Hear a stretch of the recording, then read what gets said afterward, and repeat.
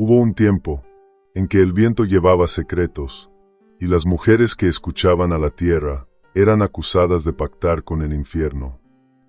Antes de que existieran los tribunales, antes de las hogueras, ya había miedo, un miedo sordo, silencioso, que se colaba entre las rendijas de las casas de madera, un miedo que no tenía forma, pero sí destino. En los pueblos del corazón de Europa, bastaba un susurro, una mirada prolongada, una risa fuera de lugar, una curación inesperada, y esa mujer ya no era igual. Decían que hablaba con las plantas, que el gato negro siempre dormía en su tejado, que nunca iba a misa, pero sus hijos jamás enfermaban. Era suficiente. No hacían falta pruebas, ni testigos, solo la incomodidad del diferente, y la sospecha como semilla. Pero entre esos rumores, entre los suspiros de la noche, empezó a surgir algo más, una señal, un símbolo. No era una palabra ni un gesto, era una figura, dibujada, grabada, bordada en secreto, una marca que, decían, revelaba lo que no podía verse. Era el signo de la bruja. No todas las señales se gritan, algunas se trazan en silencio, con tinta invisible, sobre la piel del mundo. Antes de que el fuego ardiera en las plazas, las acusaciones comenzaban mucho antes, en las cocinas, en los caminos de tierra, en las oraciones susurradas al amanecer. Había mujeres que vivían en los márgenes, no por elección, sino porque no encajaban, las parteras que sabían detener una fiebre, las curanderas que hablaban con los sauces, las viudas que tejían de noche y miraban las estrellas. De ellas se decía que tenían algo diferente. Y en esa diferencia, los demás veían peligro. Y donde hay miedo, nace la necesidad de marcar. Así comenzó a hablarse de una figura, un trazo simple, repetido, a veces un triángulo sin cerrar, a veces una espiral incompleta, o una línea curva con un giro hacia adentro. No tenía nombre, ni definición oficial, pero cuando alguien lo encontraba, ya no importaban las palabras. Aquel símbolo empezaba a aparecer en lugares inesperados, tallado en la base de una escoba, cosido discretamente en una prenda, o incluso dibujado con ceniza detrás de una puerta, y cada vez que alguien lo señalaba, la sospecha se volvía certeza. No importaba si era verdad, importaba que alguien lo hubiera visto.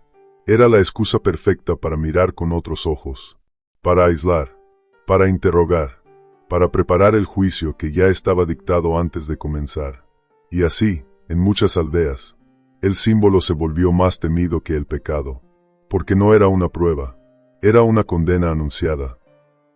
No todo símbolo nace del odio, pero muchos fueron convertidos en herramientas de miedo. Entre las formas más repetidas, hubo una que empezó a destacar. Era simple, casi infantil, un triángulo invertido, y sobre él, una línea curva, como una luna menguante atravesando su centro. En algunos lugares, lo llamaban la Trinidad torcida, no porque tuviera nombre oficial, sino porque parecía burlarse de lo sagrado. Para los ojos de la Iglesia, el triángulo representaba la divinidad perfecta, Padre, Hijo y Espíritu, tres vértices que apuntaban al cielo, pero este símbolo miraba hacia abajo, sus puntas tocaban la tierra, y eso bastaba para que muchos lo consideraran profano. La línea curva, añadida por manos desconocidas, era interpretada como una desviación del orden, una ruptura del equilibrio, o peor, un intento de alterar lo establecido. Y sin embargo, no era raro encontrarlo en objetos humildes, cucharas de madera, amuletos colgando de las ventanas, cintas enredadas entre las trenzas de algunas mujeres mayores, no como desafío, sino como protección. Para muchas, esa figura no tenía nada de oscuro.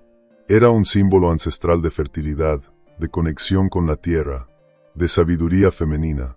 Pero el miedo distorsiona, y lo que antes era bendición, fue visto como prueba de herejía.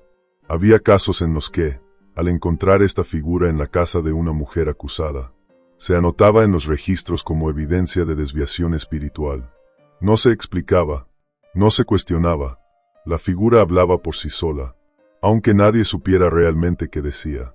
Y así, el triángulo invertido con su línea curva, dejó de ser un secreto entre mujeres y se convirtió en una señal vigilada, no porque tuviera poder, sino porque otros decidieron temerlo.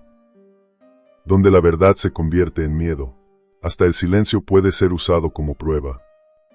En los tribunales donde se juzgaban las almas, la justicia no era ciega, tenía ojos y prejuicios. Los inquisidores, eruditos y temidos, no necesitaban entender los símbolos para temerlos. Solo bastaba con que algo se alejara del canon, de la doctrina, de lo permitido. En las actas de ciertos procesos del siglo XV, se mencionaban objetos incautados a las acusadas, una piedra tallada con formas extrañas, una prenda con hilos cruzados de forma inquietante, un trozo de cera con marcas sin explicación. Nunca se decía que fueran símbolos prohibidos, pero sí que causaban sospecha, y en aquellos tiempos, la sospecha tenía peso de hierro.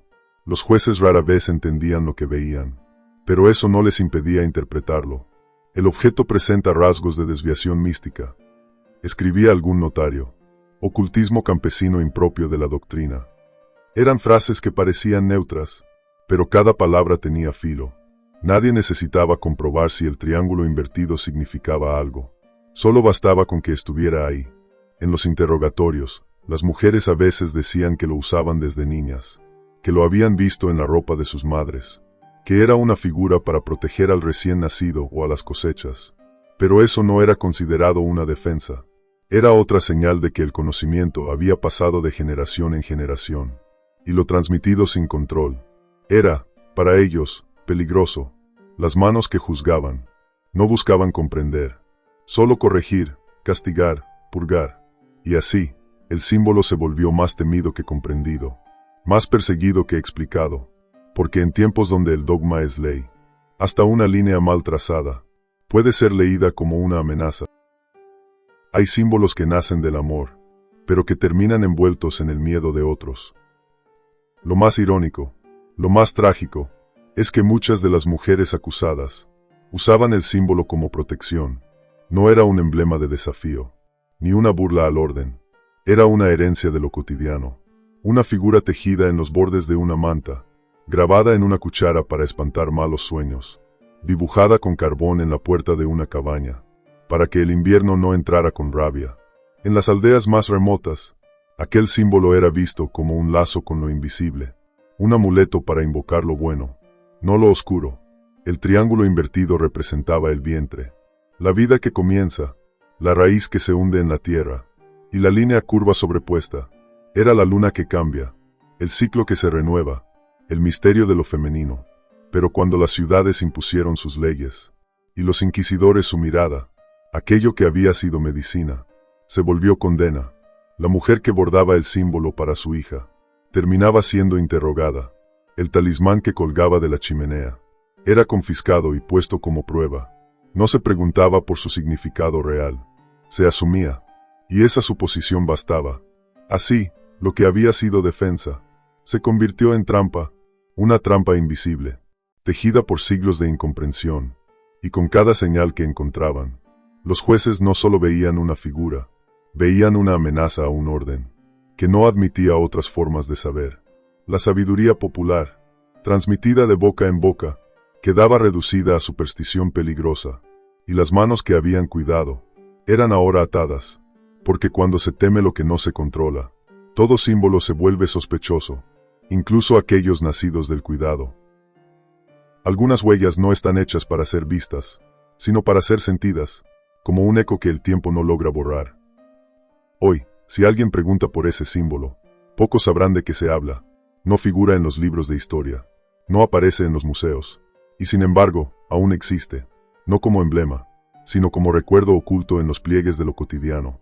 En algunas iglesias rurales, entre las grietas de los bancos de madera, hay marcas talladas a mano, desgastadas, incompletas, que recuerdan esa forma invertida, esa curva callada. En cabañas antiguas que aún resisten el paso del tiempo, pueden encontrarse en marcos de ventanas o utensilios viejos, como si el símbolo se negara a desaparecer por completo. Nadie lo menciona, pero está allí, en una talla sin firma, en un patrón repetido en un bordado sin nombre, en el trazo nervioso de una campesina que no sabía escribir, pero sí proteger, porque aunque el mundo olvidó su nombre, el símbolo quedó, no como marca de brujería, sino como memoria de quienes resistieron en silencio, de mujeres que no necesitaban títulos ni pergaminos, para conocer el poder de una planta, la señal del cielo, o el consuelo de una oración sin latín. Y aunque el símbolo fue perseguido, nunca fue destruido del todo, porque no estaba solo en los objetos, sino en los gestos, en la forma de preparar una infusión, en el canto con que se dormía a un niño, en la fe que no necesitaba altares. Esa sabiduría siguió viva, no por rebelión, sino por instinto, y así, el símbolo, siguió existiendo, no en la historia oficial, sino en los márgenes donde aún habita la memoria. En las sombras de la historia, no siempre arden las hogueras, a veces, solo queda un trazo, una línea curva, un triángulo invertido, y el susurro de lo que fue silenciado. Ese símbolo, sin nombre oficial, sin autor conocido, fue más que una figura, fue testigo, testigo de un tiempo en que se condenaba lo invisible, en que se temía la sabiduría sencilla, y en que una mujer con saber podía ser vista como amenaza, pero también fue escudo, y lenguaje secreto, fue red entre mujeres que no se conocían, pero que compartían un mismo destino.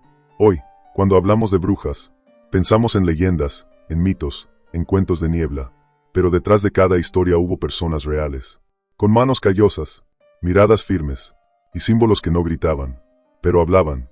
El triángulo invertido, la línea curva, no son reliquias de lo oscuro, son rastros de una memoria borrada a medias, una señal de que incluso en los tiempos más rígidos, existía otra manera de entender el mundo, y quizás por eso sobrevive, no como superstición, sino como pregunta, como huella que el tiempo no quiso borrar del todo, porque aunque se intentó destruir lo diferente, lo distinto sobrevivió en los márgenes, y ese símbolo, ya no es señal de condena, ahora es emblema de resistencia, de lo que no se dejó extinguir, de lo que, en voz baja, siguió viviendo, y así, entre piedra y madera, entre silencio y canto, el símbolo aún respira, esperando ser visto no con miedo, sino con memoria,